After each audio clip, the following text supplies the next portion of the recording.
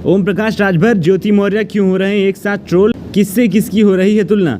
पिछली बार जब सपा में शामिल हुए थे ओम प्रकाश राजभर तो भोजपुरी गाना हुआ था ट्रोल। चुनाव से पहले दल बदल नेता ओम प्रकाश राजभर हमेशा होते हैं ट्रोल। क्या इस बार ओम प्रकाश राजभर योगी आदित्यनाथ का बिगाड़ देंगे खेल। उत्तर प्रदेश में इन दिनों ओम प्रकाश राजभर की सबसे ज्यादा चर्चा है।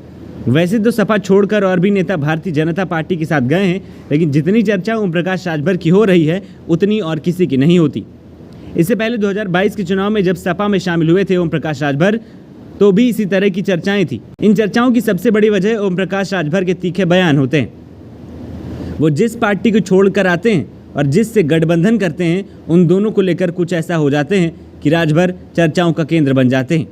पिछली बार जब भारतीय जनता पार्टी से गठबंधन तोड़कर समाजवादी पार्टी का दामन थामा था तो भारतीय जनता पार्टी पर कई गंभीर आरोप लगाए थे और योगी आदित्यनाथ को सबक सिखाने तक की धमकी दे डाली थी। यही वजह है कि ओम प्रकाश राजभर ने एनडीए के साथ गठबंधन तो कर लिया, लेकिन उत्तर प्रदेश के मुख्यमंत्री योगी आदित्यनाथ इस पर अब तक चुप्पी साधे हुए हैं। वहीं डिप्टी सीएम ब्रजेश पाठक ने ओम प्रकाश राजभर से मुलाकात की और उनका स्वागत किया।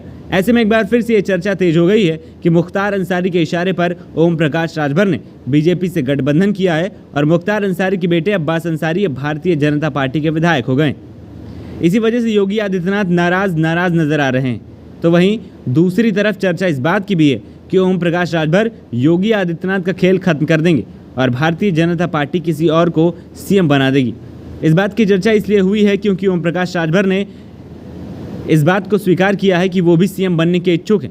2024 चुनाव में अगर सीटों का मामला फंसा तो ओम प्रकाश राजभर बीजेपी से सीएम पद की डील भी कर सकते हैं। ऐसा उनके कार्यकर्ताओं की भाषा से साफ झलक रहा है। राजभर वो नेता हैं जो बीच समंदर में कश्ती बदलने का हुनर रखते हैं। 2024 के चुनाव तक राजभर के बारे में कुछ भी कहना बहुत मुश्किल है।